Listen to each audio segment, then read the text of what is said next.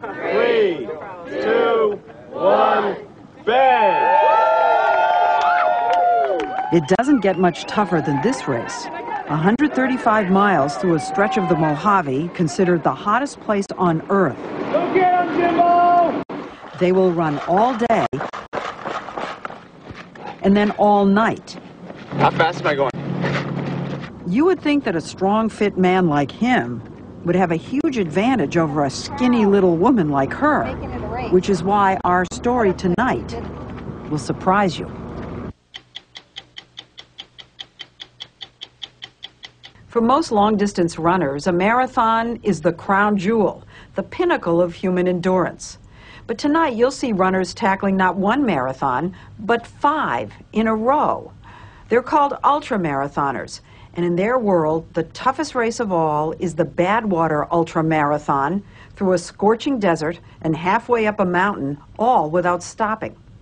Last summer, 72 runners from 11 countries qualified for the race, but we focused on the 2 favorites who have had a most unexpected rivalry.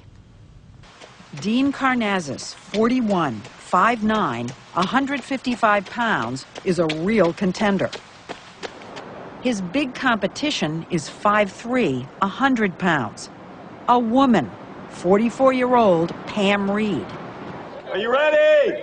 Pam and Dean start the race at 10 in the morning at Badwater. 10, 9. It'll be a 135-mile course that winds through Death Valley, a stretch of the Mojave Desert considered the hottest place on the planet. Bang! Temperatures can reach over 130 degrees. The asphalt gets so hot, up to 200 degrees, the runners stick to the white line to keep their shoes from melting. At Badwater, Dean covers up in the scorching noonday sun. He and all the runners have their crews follow along in air-conditioned vans, Water bottle with ice and salt. handing out everything from baby food to Red Bull. I hope so. Yeah. By afternoon, everyone is suffering. 2 runners have dropped out.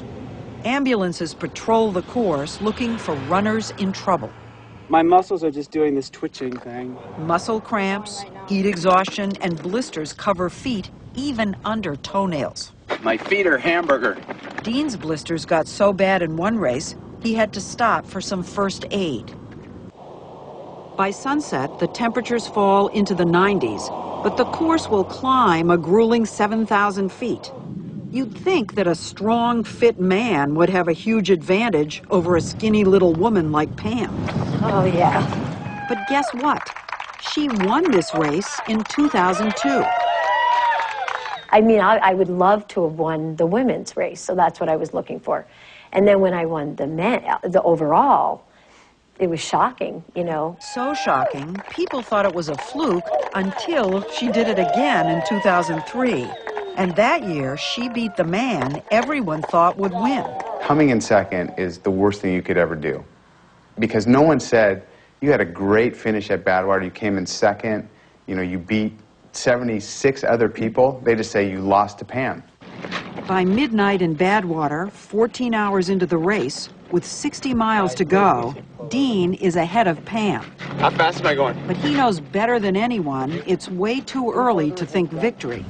7 more runners have dropped out by sunup, and for the survivors who have run straight through the night, things are getting pretty dicey.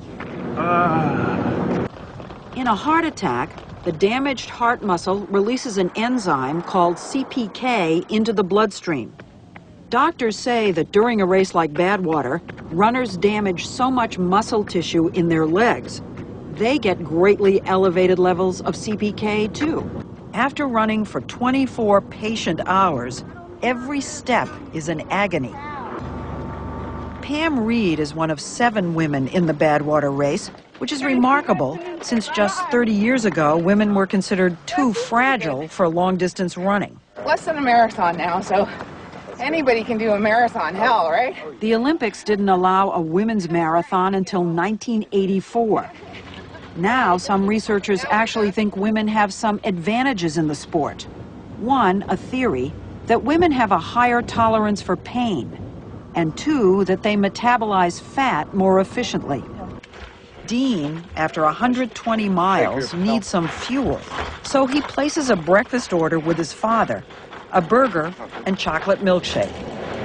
I guess I shouldn't tell you that I own a health food company. Cholesterol, fat, bring it on. After the power breakfast, it's the last leg of the race up the side of Mount Whitney. Dean slows to what looks like an agonizing death march.